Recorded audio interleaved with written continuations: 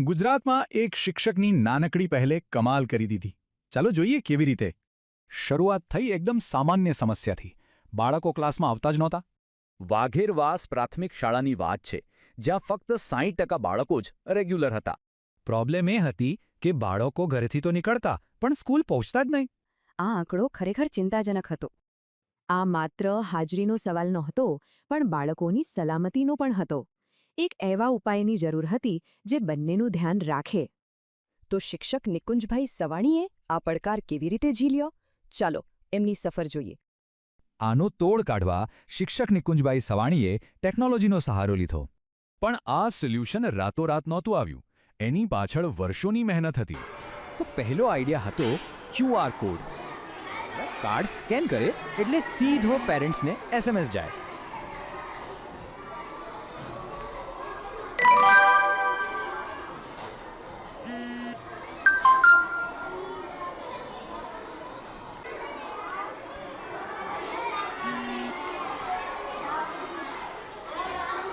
અને આનો જાદુ જુઓ. હાજરી સીધી 60%થી ઉછળીને 85% થઈ ગઈ. પણ આ ફિઝિકલ કાર્ડ્સનું શું? એ તો ખોવાઈ જાય, તૂટી જાય. હવે સ્ટુડન્ટ્સ તો બાળકો જ કહેવાય. એટલે કોઈકવાર આઈ કાર્ડ ઘરે ભૂલી જાય તો કોઈકવાર ખોઈ નાખે. અને આના લીધે રોજ હાજરી લેવામાં તકલીફ પડવા લાગી. તો હવે શું? પણ નિકુંજભાઈ હાર માને એવા નહોતા. એમણે જાતે જ કોડિંગ શીખીને એક ડિજિટલ સોલ્યુશન બનાવવાનું નક્કી કર્યું. એમણે એક વેબ પોર્ટલ બનાવ્યું, જેમાં કાર્ડની કોઈ ઝંઝટ જ નહોતી. આ સિસ્ટમ વધુ ભરોસાપાત્ર હતી.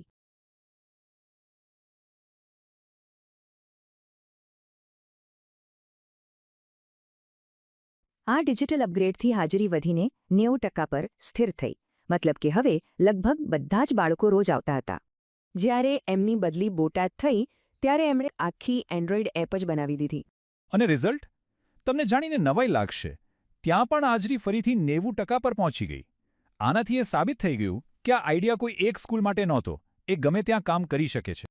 હવે આનો ફાયદો શું થયો? એ જુઓ. જે દિવસે પેરેન્ટ્સને સવારમાં SMS ન મળે એટલે એમને તરત જ ખબર પડી જાય કે એમનું બાળક સ્કૂલે પહોંચ્યું નથી. અને ઘણીવાર તો એવું પણ થતું કે પેરેન્ટ્સ પોતે જ બાળકને સ્કૂલે મૂકવા આવતા.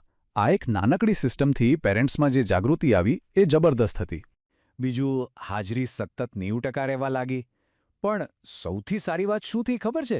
જે સ્ટુડન્ટ્સની હાજરી સૌથી વધુ હોય એમનું સ્કૂલમાં સન્માન કરવામાં આવે છે. અને એમના ફોટા પેરેન્ટ્સના ગ્રુપમાં શેર થાય છે, જેથી બીજાને પણ પ્રેરણા મળે. અને આ જ તો આખી વાતનો સાર છે. પ્રોત્સાહન એ સફળતાની ચાવી છે. આ સિસ્ટમ ખાલી ટેકનોલોજી નથી. એની પાછળ એક માનવીય સ્પર્શ છે, પ્રોત્સાહન છે. જ્યારે સ્ટુડન્ટ્સના નાના નાના પ્રયત્નોને પણ ઓળખવામાં આવે, એમનું સન્માન થાય, ત્યારે એમને આપોઆપ વધુ સારું કામ કરવાની પ્રેરણા મળે છે. એટલે કે ખાલી હાજરી જ નહીં, ભણતર અને વિશ્વાસ બધું જ સુધર્યું. પણ આ વાર્તા અહીં પૂરી નથી થતી. આ તો ખાલી શરૂઆત હતી.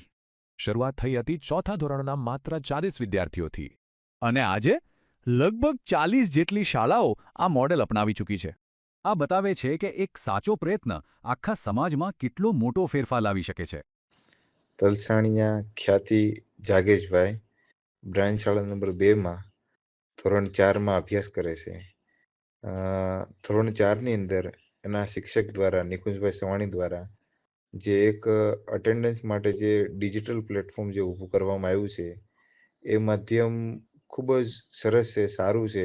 એનું કારણ એ છે કે મંથના અંતમાં વિદ્યાર્થીઓએ કેટલી હાજરી છે એનો એક રિપોર્ટ સ્વરૂપે, ફોટો સ્વરૂપે મોકલે છે કે ભાઈ આ મંથમાં 100% અટેન્ડન્સ, જેના કારણે વિદ્યાર્થીઓને પ્રોત્સાહન મળે છે. એની સાથે સાથે બીજા વિદ્યાર્થીઓને પણ એવું થાય છે કે ભાઈ હાલો આપણે પણ 100% અટેન્ડન્સ છે, એના માટે આપણે પ્રયત્ન કરીએ. એટલે ખૂબ એ સરસ અને સારી પ્રવૃત્તિ છે, જેનાથી બીજા વિદ્યાર્થીઓ છે એ પણ રેગ્યુલર થાય અને એની પણ હાજરી છે એ 100% થાય.